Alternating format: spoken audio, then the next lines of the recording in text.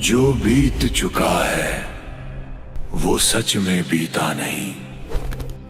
अतीत मिटता भी नहीं, दिखता भी नहीं, क्योंकि समय उसे अपने अंदर समा चुका है और इतिहास के उस पार हमारी सभ्यता का हिस्सा बन चुका है।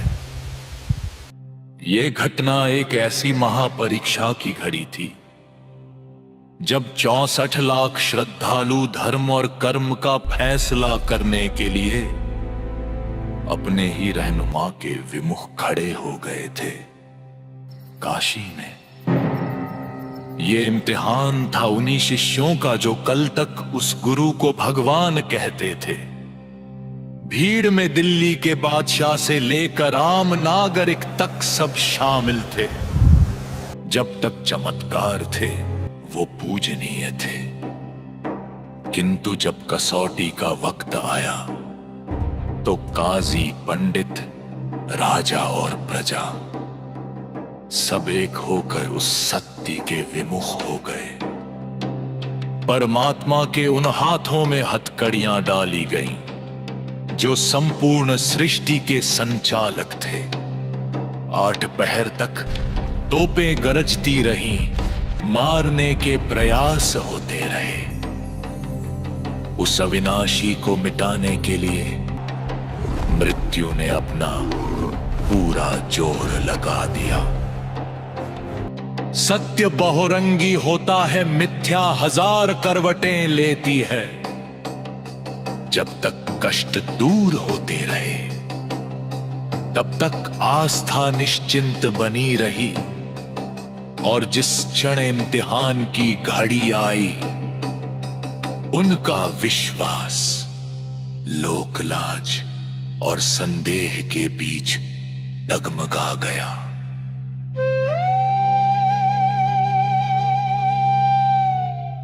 एक 120 वर्ष तक वो ज्ञान का सूर्य रोज उन्हें समझाता रहा, पर अंत में एक ही क्षण में सब अज्ञानतावश चूक गए। हम आज भी धर्म और कर्म के उसी दौर में जी रहे हैं। हमारे पांव अभी परीक्षा से निकले नहीं।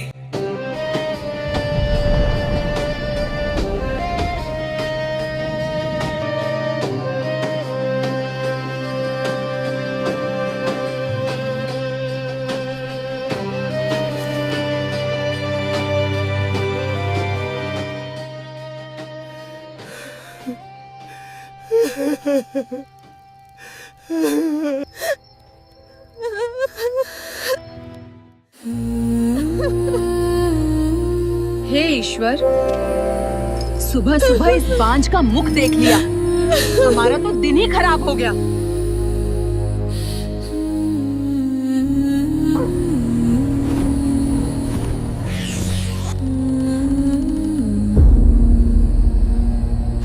उस दौर में इंसान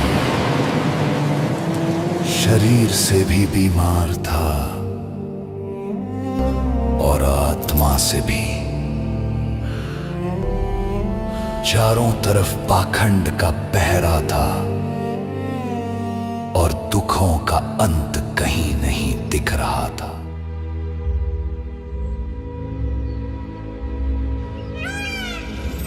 यदा यदा हि धर्मस्य ग्लानिर्भवति भारत अभ्युत्थानमधर्मस्य तदात्मानं सृजाम्यहम् परित्राणाय साधूनां विनाशाय च दुष्कृतां धर्म संस्थापनार्थाय सम्भवामि युगे युगे।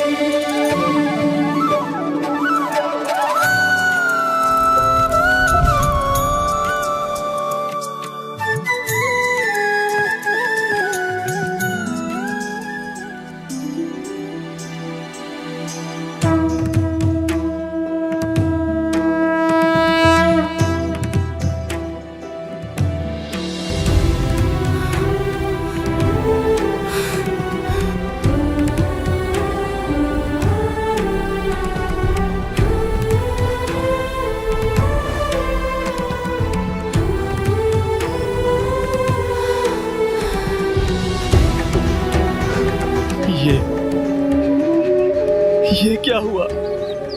मेरा कोढ़ का रोग बिल्कुल ठीक हो गया। आप साक्षात भगवान हो।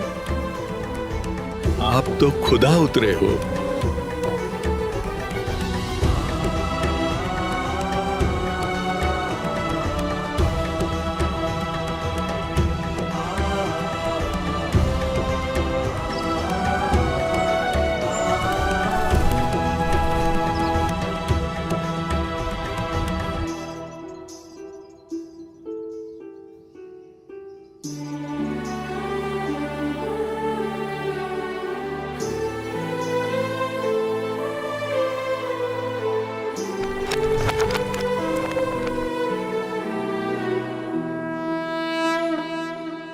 वो मालिक होकर भी बुनकर की लीला कर रहे थे। सुबह ताना बुनते और शाम को घर घर जाकर सत्य का मार्ग बताते। जिस किसी ने द्वार खटखटाया उनका दामन खुशियों से भर दिया।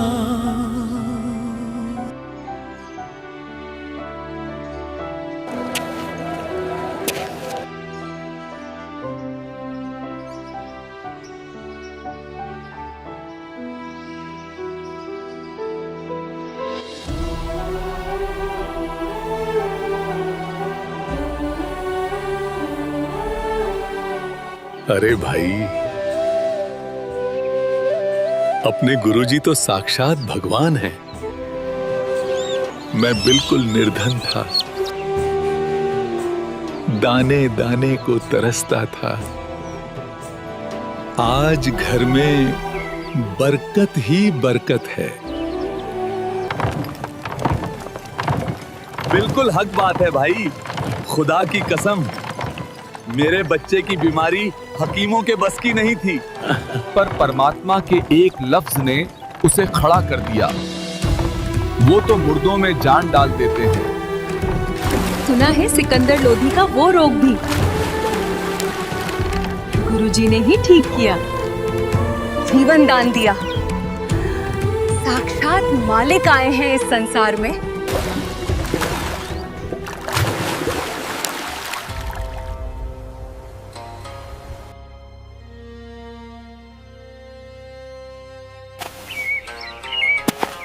ये जुलाहा हमारी संस्कृति, हमारे शास्त्रों को चुनौती देता है, हमारी रोजी रोटी छीन रहा है।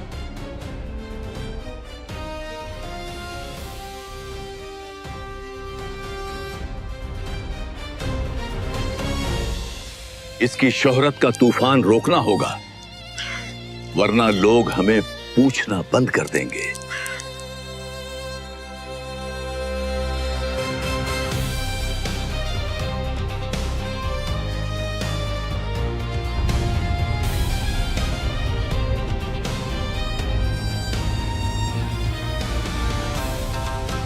जब सत्य का सूरज चमकता है तो असत्य के व्यापारियों को डर लगने लगता है। काशी के धर्म गुरुओं के लिए कबीर जी अब एक चुनौती बन चुके थे।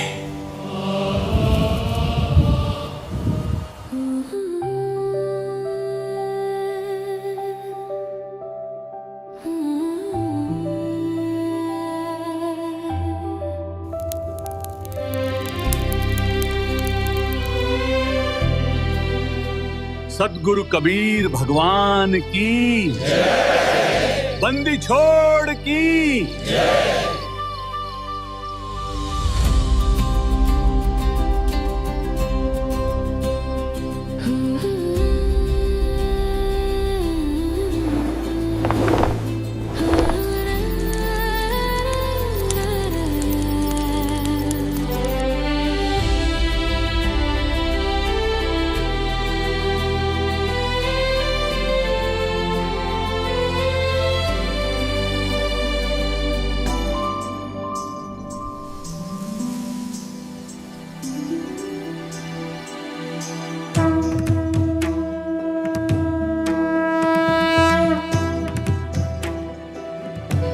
मनुष्य जन्म पाएकर जो नहीं रटे हरि नाम, जैसे कुआं जल बिना बनवाया किस काम।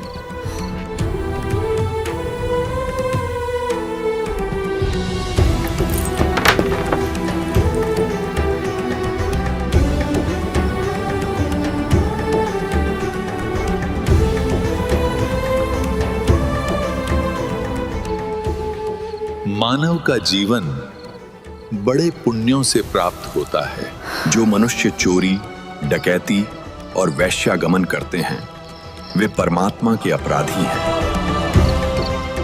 जो स्त्रियां वैश्या का धंधा करती हैं वे भी महाअपराधी हैं। परमात्मा के दरबार में उनको कठिन दंड दिया जाएगा। कबीर, चोरी जारी वैश्यावृत्ति कबहू ना करयो कोय। पुण्य पाई नरदेही ओछी ठौर न खोए।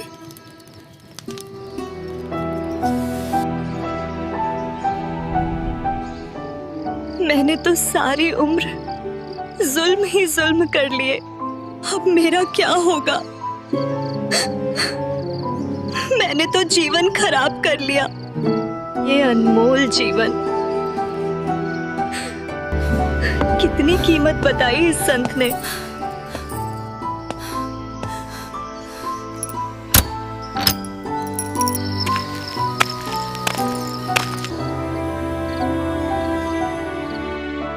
सच्ची भक्ति और सतनाम के जाप से कोई भी पापी व्यक्ति, चाहे वो वैश्या ही क्यों न हो, पापों से मुक्ति पाकर मोक्ष प्राप्त कर सकता है।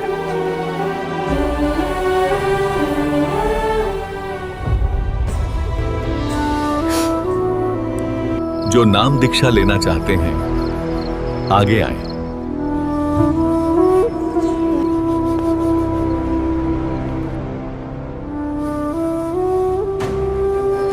अरे ये तो वैश्या आ गई।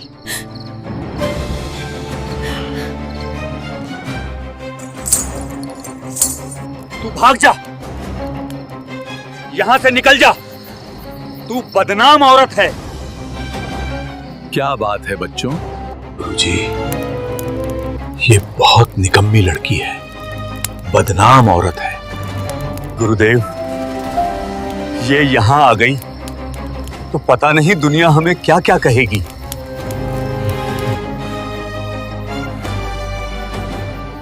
बैठ जा बेटा, आने दो उसे।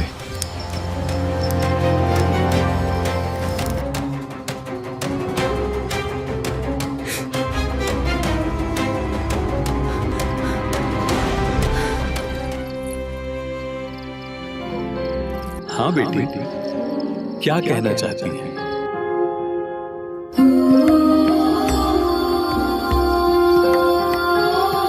हे परमेश्वर, आज मैंने आपका सत्संग सुना। 40 वर्ष में पहली बार ये आत्म कल्याण के वचन सुनने को मिले हैं। अब मेरे पास 2 ही विकल्प हैं, या तो मेरा कल्याण हो या मैं अपने प्राण त्याग दूं। मैं वैश्या हूं महाराज जी, और ये सामने मेरा मकान है। बेटा, नौका का स्वभाव होता है दरिया से पार करने का। उसमें फूस रखो या पत्थर, अर्थात हल्का पदार्थ रखो या भारी रखो, बेटा वो पार कर दिया करता है। हमारे पास एक ऐसा नाम रूपी मंत्र है, उस नौका में आपको बैठा देंगे, पार हो जाओगे। यानी कितना ही मैला कपड़ा हो, साबुन और जल के योग से साफ हो जाता है। और बेटी, आत्महत्या करना महापाप है। भक्ति करने से सर्व पाप परमात्मा नाश कर देता है। आप मेरे से उपदेश लेकर साधना करो।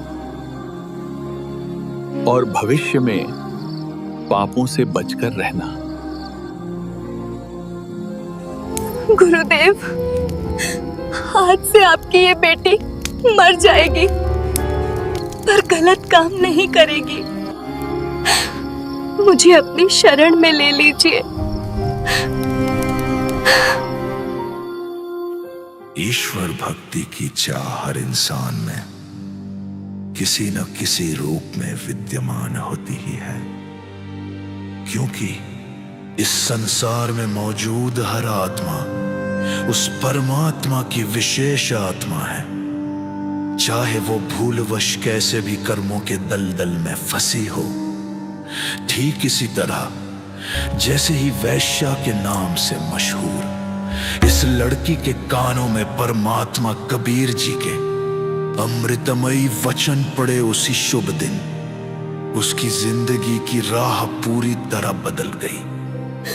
अपनी पूरी जिंदगी में किए कर्मों के बारे में सोचकर ही उसका दिल दहल गया और एकाएक पश्चाताप के आंसू उसकी आंखों से निकल पड़े।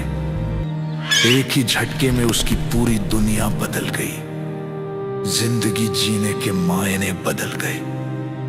आसपास के लोग हालांकि अब भी उसे उसी घृणित दृष्टि से देखकर गुजर जाते, उस बहन ने अपने सभी पाप कर्म त्यागने की प्रतिज्ञा ली और परमात्मा से दीक्षा पाकर भक्ति के ऐसे रंग में रंगी कि जहां जहां प्रभु कबीर जी का सत्संग होता वो समर्पित भाव से वहां पहुंच जाती।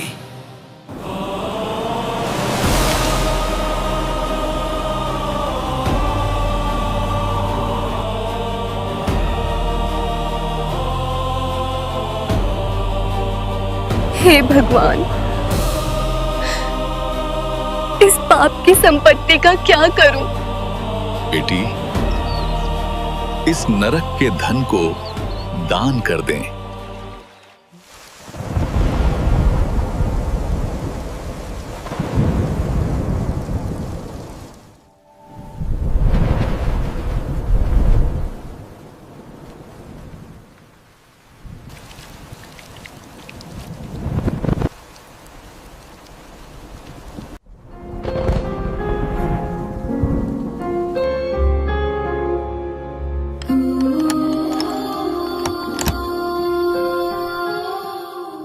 यदि सर्व धन दान कर दिया तो खाऊंगी क्या?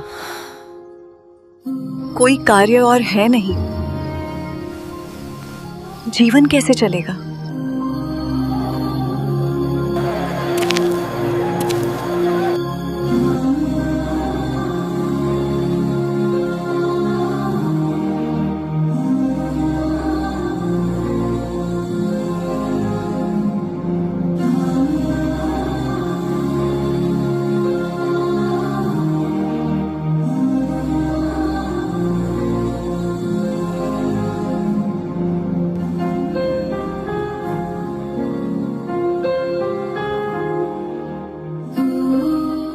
रंका और बंका वे पुण्यात्माएं थीं जिन्होंने गरीबी की पराकाष्ठा में भी अपना ईमान नहीं बेचा। वे परमात्मा के लिए पूरी तरह समर्पित थे। जब घर में दाना नहीं होता था तो वे भूखे सो जाते थे, पर मालिक से कभी विमुख नहीं हुए।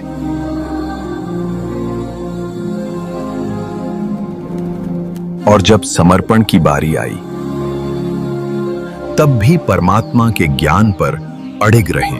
पर अंत में उसी परमात्मा ने उनके खाली घड़ों को खुशियों और भंडार से ऐसा भरा कि उनकी दरिद्रता का नामो निशान मिट गया। जो सब कुछ त्यागने का साहस रखते हैं उनकी फिक्र खुद विधाता करता है।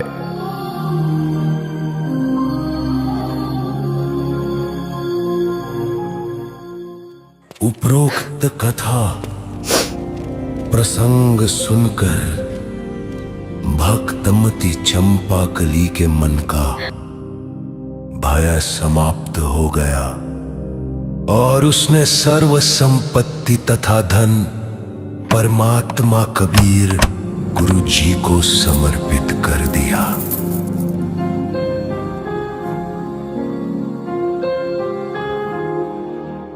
बेटी, जब तू ही मेरी हो गई तो संपत्ति तो अपने आप ही मेरी हो गई। इस मेरी संपत्ति को उतनी रख ले जितने में तेरा निर्वाह चले, शेष दान करती रहे।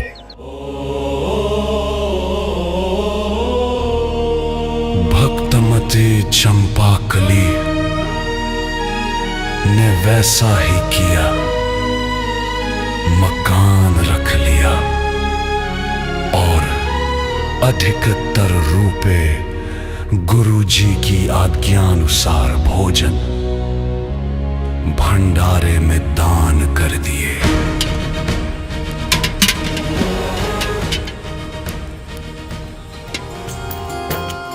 कान लगा के बातें सुन ले सूखे हुए दरख्तों की, लेता है भगवान परीक्षा सबसे प्यारे भक्तों की। एक प्रश्न है गहरा जिसकी हरि को थाह लगानी है, तेरी श्रद्धा सोना है या बस सोने का पानी है। जो फूल धरे हर डाली पर विश्वास तो रख उस माली पर।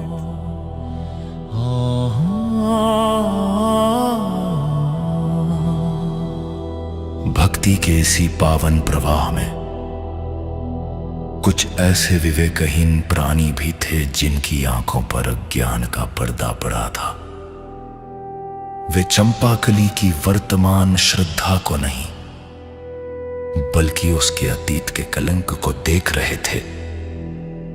परमात्मा की वाणी जब तक चलती ये अज्ञानी शिष्य मौन रहते, पर जैसे ही सत्संग समापन होता ये कोनों में इकट्ठा होकर चंपाकली के विषय में आपस में फुसफुसाहट शुरू कर देते।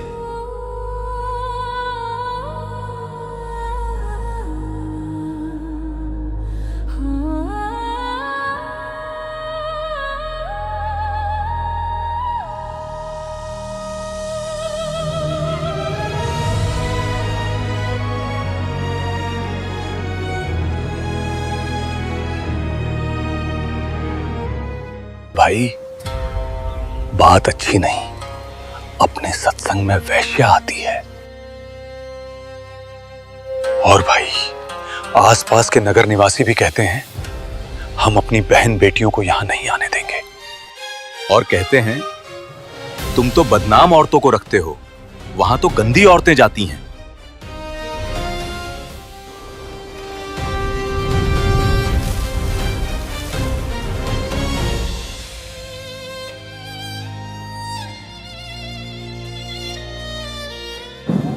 ए लड़की, तेरे कारण गुरुजी की बदनामी हो रही है। तू सत्संग में मत आया कर। तूने सारा माहौल खराब कर दिया। आसपास के लोग हमें ताने देते हैं।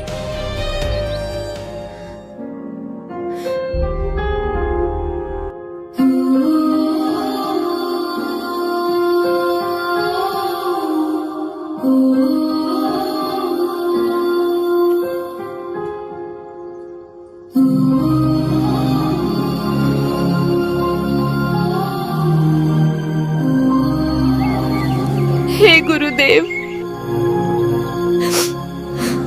अब मैं कहाँ जाऊं? मुझे रास्ता बताओ प्रभु। क्या बात है बेटी? यहाँ सत्संग में आती हूँ तो भक्तजन मुझे आने से रोकते हैं, परेशान करते हैं।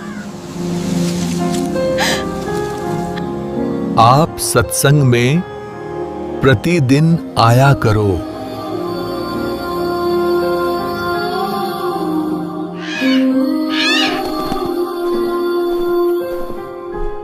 बच्चों, मैला कपड़ा साबुन और पानी से दूर रहकर निर्मल कैसे हो सकता है? इसी प्रकार पापी व्यक्ति सत्संग से तथा गुरु से दूर रहकर आत्म कल्याण कैसे करा सकता है? भक्त वैश्या तथा रोगी से नफरत नहीं करते, सम्मान करते हैं। उसको ज्ञान चर्चा द्वारा मोक्ष प्राप्ति की प्रेरणा करते हैं। कुष्टि होवे संत बंदगी कीजिए, हो वैश्या के विश्वास चरण चित्त दीजिए।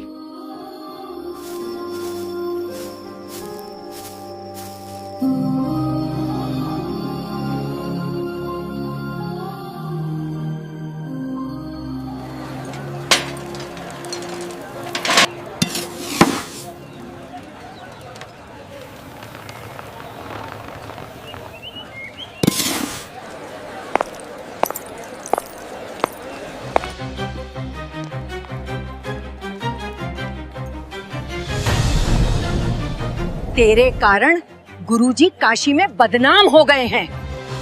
लोग हमें टोकते हैं कि तुम्हारे गुरु के पास वैश्या जाती है, वो काहे का गुरु है? परमात्मा कबीर जी सत्संग प्रवचनों के माध्यम से निरंतर समझाते रहे, पर उन विवेकहीन भक्तों के हृदय में विश्वास की जगह लोक लाज ने ले ली थी। ये वही लोग थे जो कल तक अपनी बीमारियों और दरिद्रता के समय कबीर परमात्मा को भगवान कहकर पुकारते थे। अपनी घटिया सोच के कारण वे अब उसी मसीहा में कमियां निकालने लगे थे जिसने उन्हें नया जीवन दिया था। दूसरी ओर चंपाकली की भक्ति के प्रति बढ़ती उमंग और जिज्ञासा को देखकर परमात्मा कबीर जी सत्संग के बाद प्रतिदिन शाम को उसके घर ज्ञान समझाने के लिए जाने लगे।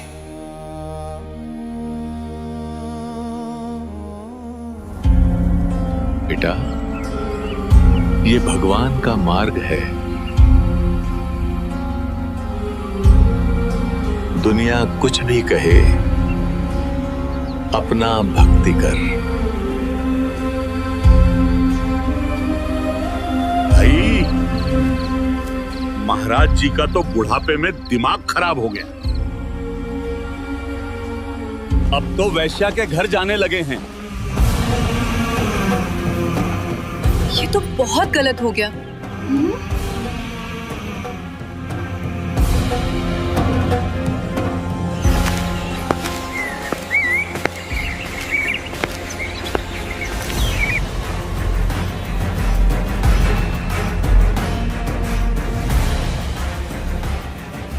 देखूं तो कितने ज्ञान को समझे हैं। यदि इनको विश्वास ही नहीं है तो ये मोक्ष के अधिकारी नहीं है। ये तो मेरे सिर पर व्यर्थ का भार है।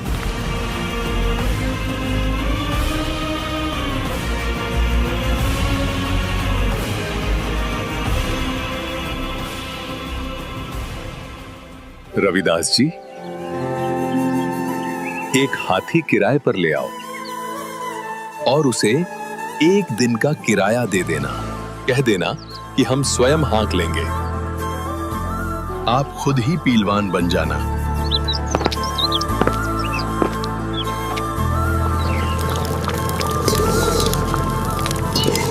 बेटी, आज तू हर बढ़िया गहने पहन और सुंदर हार श्रृंगार करके मेरे साथ चल। जो आज्ञा गुरुदेव।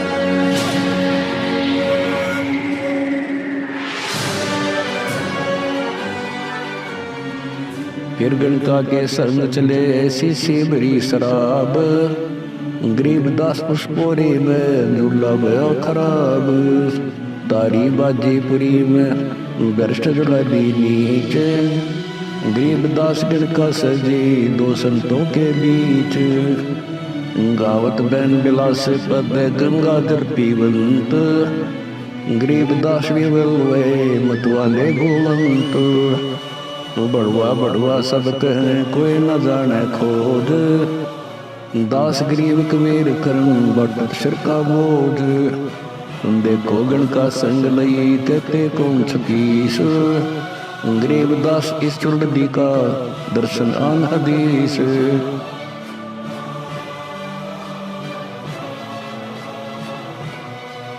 देखो, बड़े बड़े उपदेश दिया करता कबीर जुलाहा, आज इसकी पोल खुल गई है। ये लोग सत्संग के बहाने ऐसे कर्म करते हैं। भड़वा, नीच, गंदा इंसान, इसके चेलों को लाओ बुला के।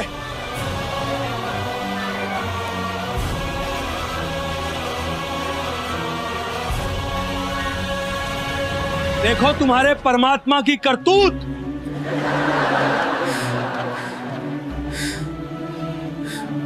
शराब पी रहे हैं, वैश्या को लिए सरेआम घूम रहा है।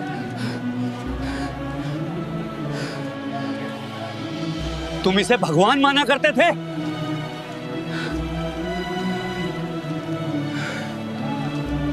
देखो इस जुलाहे नीच को, इसके तो दर्शन भी खोटे हैं।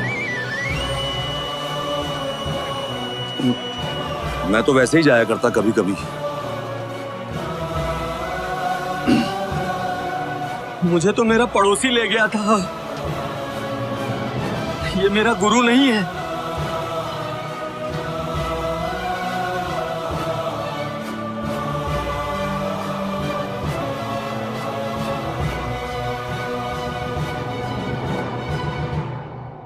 उस दिन काशी की धरती ने एक महापतन देखा। 64 लाख कंठ जिसे कल तक भगवान भगवान कहकर पुकारते थे, आज लोकलाज के कारण उसे गुरु मानने से भी इनकार कर रहे थे।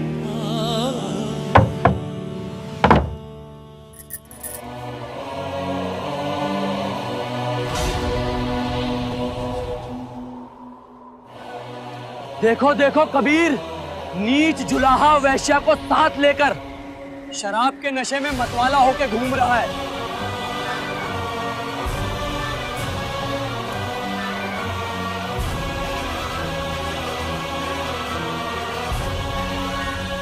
नाम सुमर ले,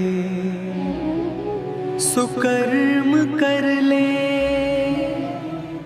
कौन जाने कल की, खबर नहीं पल की। देखो, लोक लाज ही बेच खाई है इसने। गाने गा रहा है, अभद्र तरीके से वैश्या से लिपटा बैठा है। ये तो कतई गिर चुका है।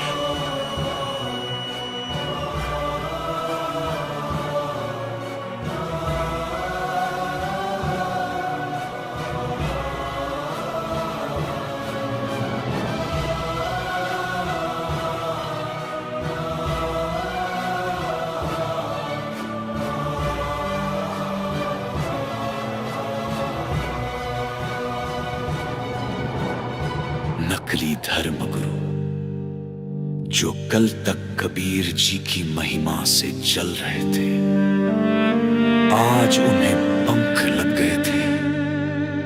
उनके लिए ये महज एक दृश्य नहीं, बल्कि कबीर जी को मिटाने का सबसे सुनहरा अवसर था।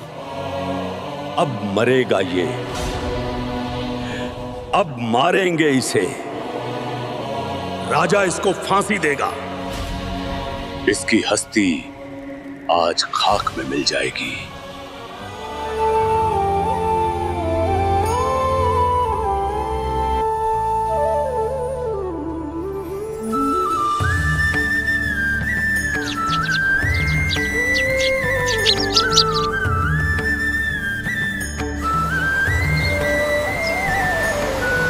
प्रिय आत्माओं, आपने देखा काशी नगर के सब नागरिक मुझे भड़वा यानी व्यभिचारी कहने लगे। हर गली में अपमान के शब्द थे,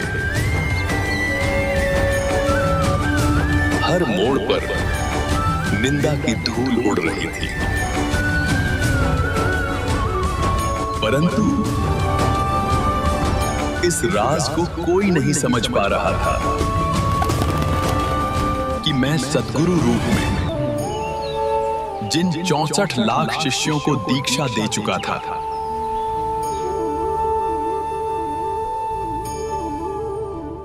उनके जन्म जन्मांतरों के पापों का भारी बोझ मैंने अपने सिर पर ले रखा था। जब एक गुरु किसी को अपनी शरण में लेता है तो वो केवल उसे नाम नहीं देता,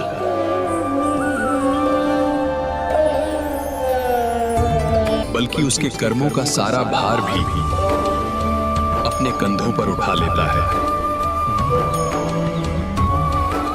शिष्य गुरु की आज्ञा का पालन नहीं कर रहे थे, इसलिए इस हाथी वाली लीला के माध्यम से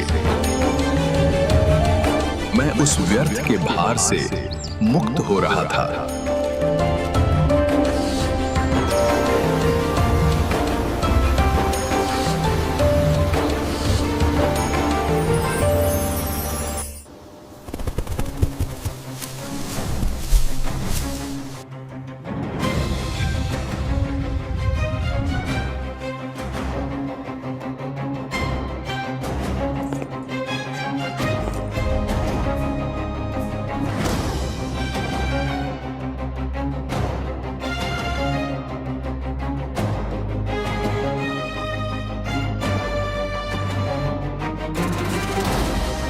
खामोश, जनता की खुशहाली ही मेरा मकसद है। अगर कबीर गुनहगार है तो उसे अभी मौत के घाट उतारा जाएगा। सिपाहियों, पकड़ लाओ उस जुलाहे को।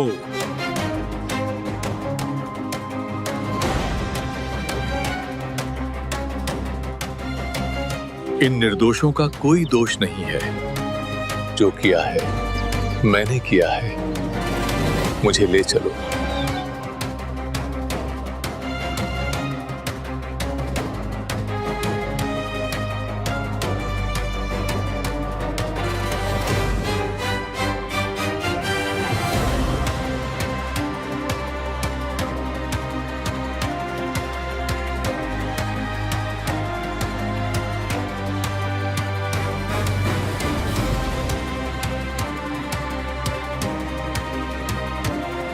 हे कबीर जी,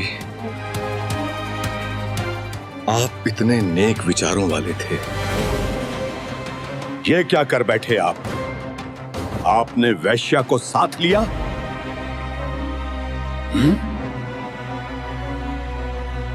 आपका नाम खंडित हो गया।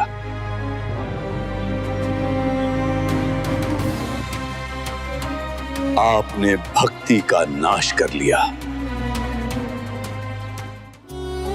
हे सिकंदर बादशाह, जिस परमेश्वर ने सब ब्रह्मांडों को बनाकर सुरक्षित रखा है, वही मेरी भी रक्षा करेगा।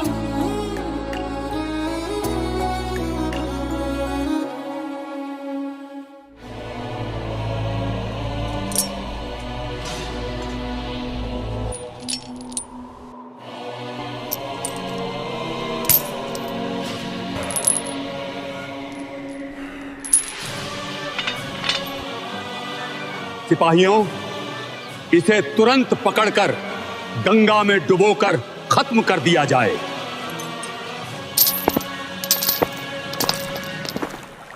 जड़िया तोक दंजीर गले सास सिकंदर आप गरीबदास पगली ने है तारी जप्पा जाप हाथों जड़ी हथकड़ी पग बेड़ी पैराए गरीबदास बीच गंग में तांदी ना छटकाए।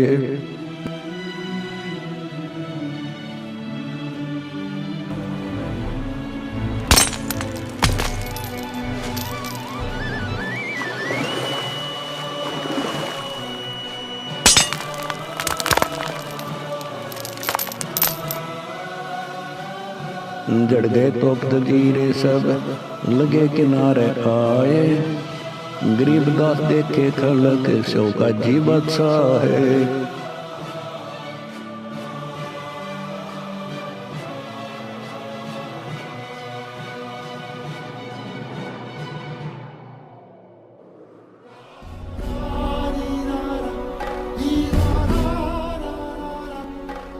इसने जादू जंत्र करके जल को बांध दिया है। इस कारण से नहीं डूब रहा बादशाह।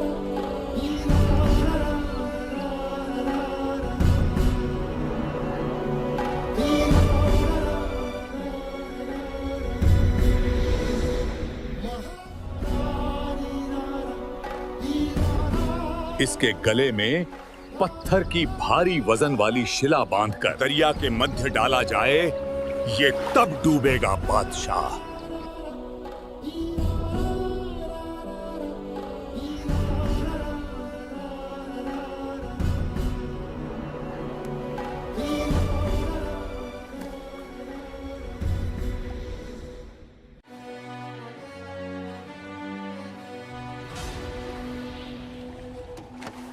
शिला दरी जगनावे में बांधी गले कबीर गरीबदास पंथ टूट गए ना डूबे गए नीर।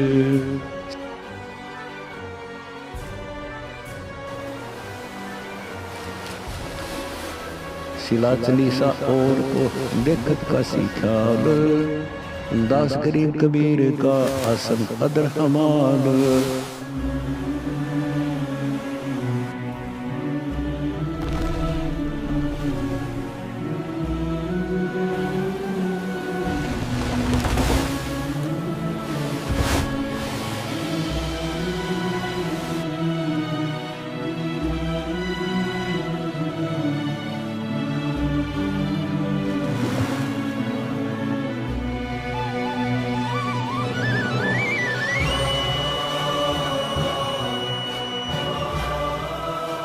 तीर मारकर इसका अंत कर दो।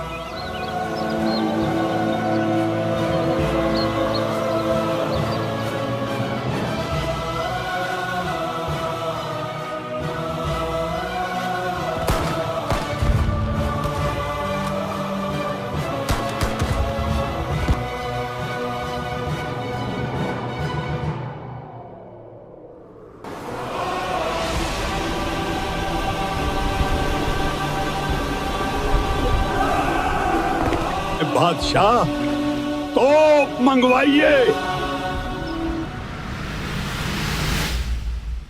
अविनाशी को मारने का प्रयास अज्ञानता की इससे बड़ी पराकाष्ठा और क्या होगी।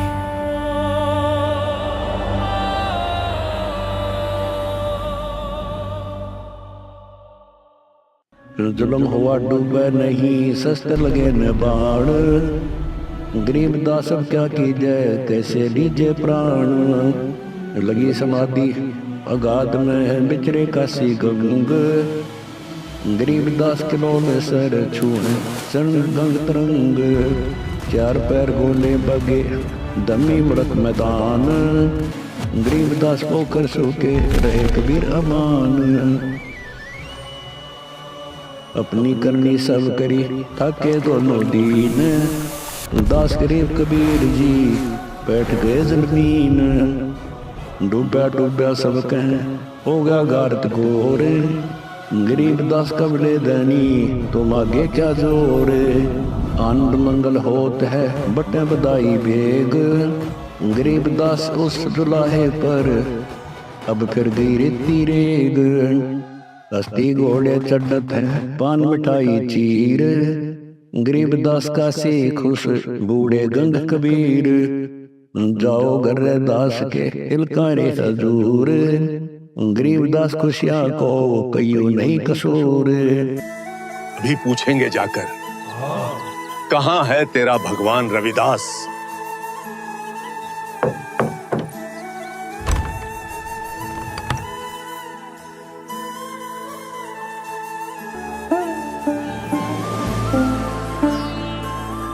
मन ने की कर ले 2 दिन का मेहमान।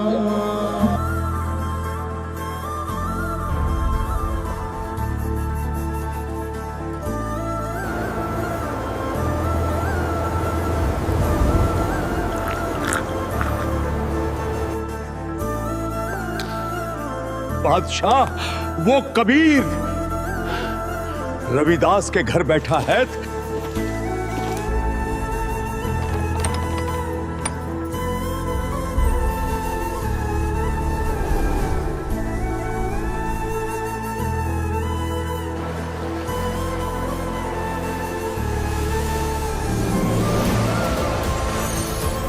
कबीर जी कहां पर हैं? हे बादशाह, वे पूर्ण परमात्मा हैं, आप इन्हें पहचानो। वे तो मर्जी के मालिक हैं, जहां चाहे चले जाएं। मुझे कुछ नहीं पता कहां चले गए। वे तो सबके साथ रहते हैं।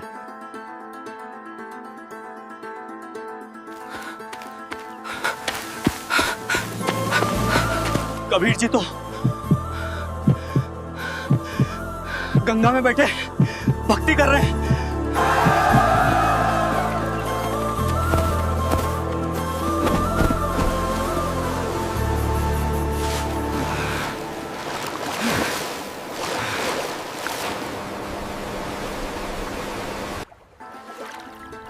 हे कबीर जी, आपको सिकंदर बादशाह याद कर रहे हैं, आप चलिए।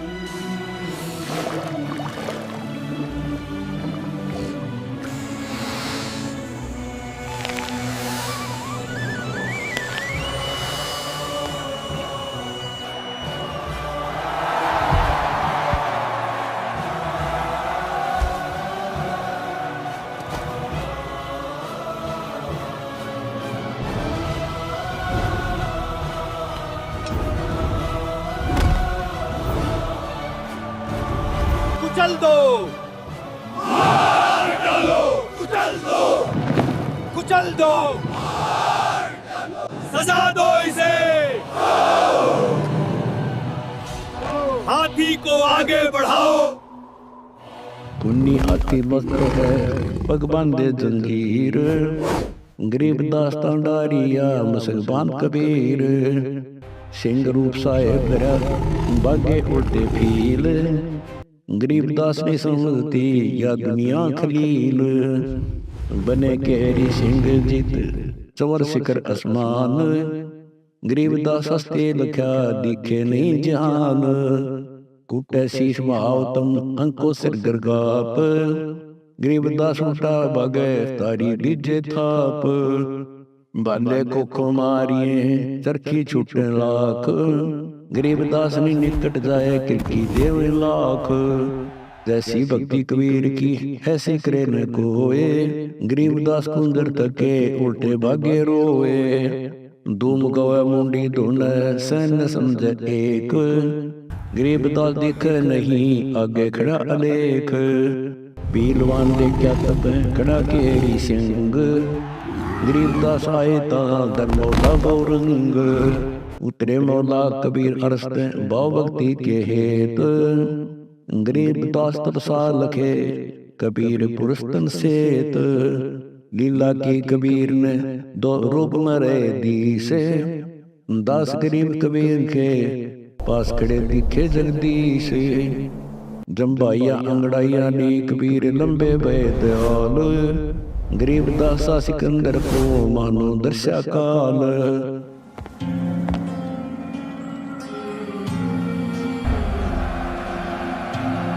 मुझ पर रहम कीजिए मालिक, मेरी जान बख्श दीजिए, मुझसे बड़ी खता हो गई जो आपको न पहचान सका। आप ही वो अल्लाहु अकबर हैं जो इस सरजमीन पर तशरीफ लाए हैं। ऐ लोगों, अपनी आंखें खोलो, ये कोई आम इंसान नहीं, ये साक्षात नूरे खुदा है। इनके मुकद्दस कदमों में गिर जाओ।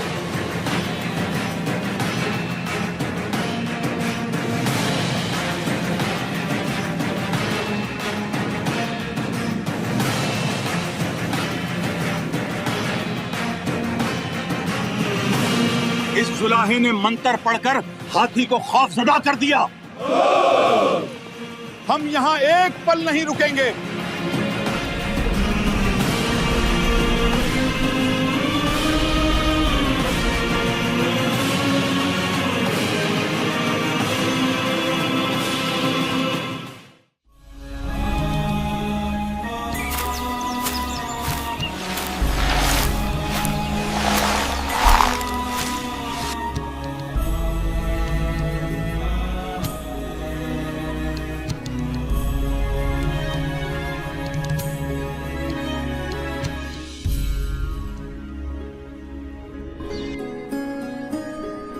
अभी 2 की परीक्षा और शेष है।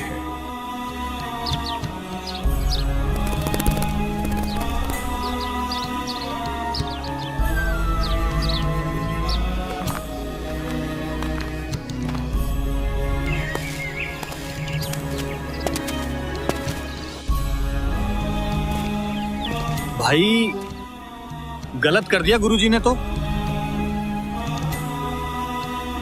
क्या कर दिया? तुम ऐसी भाषा कैसे बोल रहे हो? अपनी जुबान संभाल कर बात करो, वरना जीभ कट जाएगी तुम्हारी। महात्मा के बारे में बोलते हुए तुम्हें शर्म नहीं आती?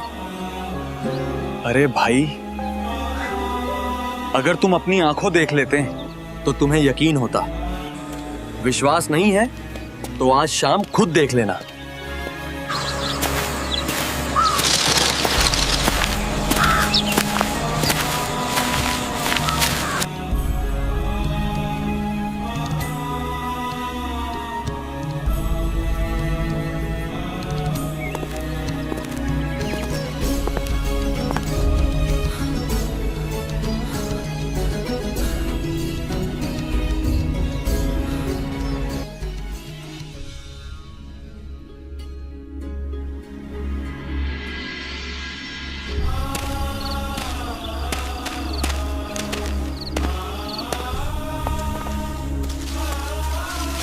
गुरुदेव, आपको यहां नहीं बैठना चाहिए। ये तो बदनाम औरत का घर है।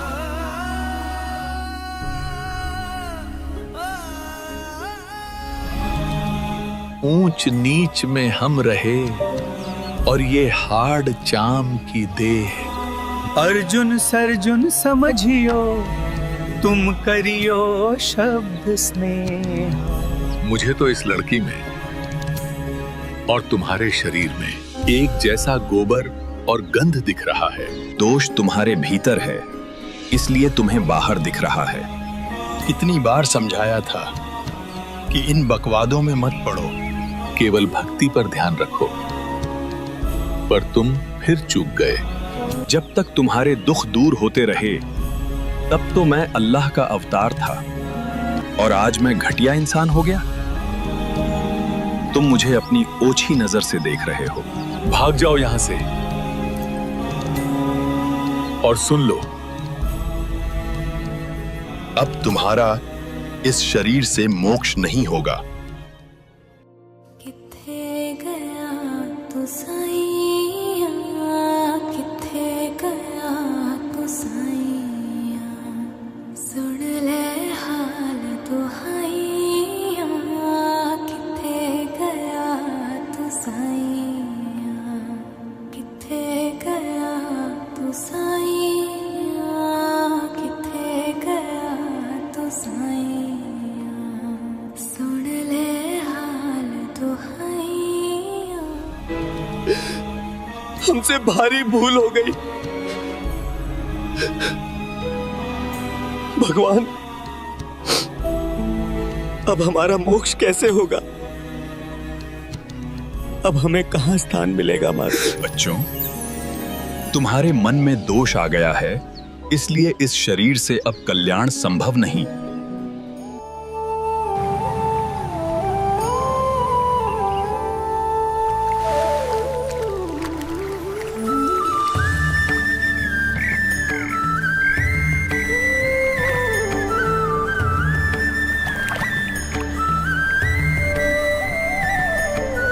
बच्चों, उस समय आप शिक्षित नहीं थे। आपके पास अपने सद्ग्रंथों को पढ़ने और समझने का सामर्थ्य नहीं था। परंतु आज समय बदल चुका है।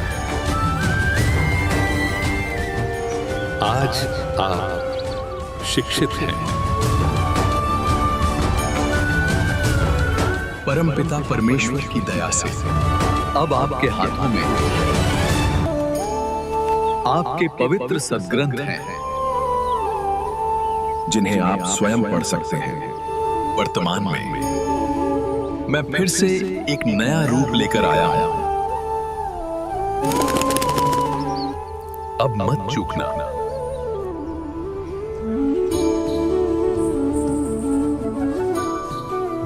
पुण्यात्मा परमात्मा स्वयं ही इस काल के लोक में आते हैं, अपने बच्चों को तत्व ज्ञान से परिचित कराते हैं।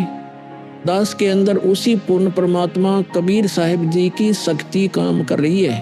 आप सभी पुण्यात्माओं को काल के जाल से निकालने के लिए परमात्मा इस पृथ्वी लोक में फाल्गुन शुक्ल पक्ष एकम विक्रमी संवत 2053 9 मार्च 1997 रविवार के दिन आए और सार नाम व सार शब्द खुलकर देने का आदेश दिया, जिससे आप सभी का मोक्ष हो सके। इसके बाद इस आध्यात्मिक ज्ञान के प्रचार प्रसार में बहुत तेजी आई और आज आप सभी पुण्यात्माओं को अपने निज घर की और परमात्मा की पहचान हो पाई। 600 साल पहले परमात्मा को ना पहचान कर हम काल के जाल में धोखे से रह गए थे। अब की बार दास को आम संत समझकर धोखा मत खा जाना। यदि आप इस परमात्मा के तत्व ज्ञान से पूर्णतः परिचित हो चुके हो तो दास के इस इशारे को समझकर अपना उद्धार करवा लेना। अब बच्चों ज्ञान पूरा आ चुका है और वो ठीक का समय आ गया है। गुरु पूरा, ज्ञान पूरा, भगवान पूरा, सब ही नारी नर शुद्ध तक जब ठीक का दिन आवंत, कपट चातुरी छोड़ के सरल कबीर गहंत। ओए बच्चों, वो ठीक का दिन आ गए। चारों तरफ डंका बोल गया दाता का। कहाँ उग्र, कहाँ शूद्र हो, चाहे कोई नकम्मा डाकू लटेरा है, चाहे कोई छोटी जाति समझते हो आपको, अरे सबकी भाव पीर परमात्मा, वो संत जो मेरा भेजा होगा, भेजा हुआ आएगा, वो सबके दुख दूर करेगा। अरे सबकी भाव पीर, सो समान समदृष्टि है समृत संत कबीर। वो एक समान समदृष्टि का है, सबको एक दृष्टि से एक समान प्यार देगा, सबको एक जैसा व्यवहार देगा, एक जैसा सच्चा नाम सतनाम सार शब्द देगा। वो समर्थ संत कबीर ही होगा। बोलो बंदी छोड़ कबीर साहब की जय हो।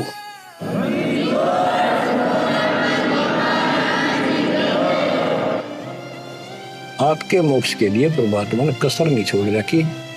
जो भी संभव व्यवस्था है वो सारी कर दी है।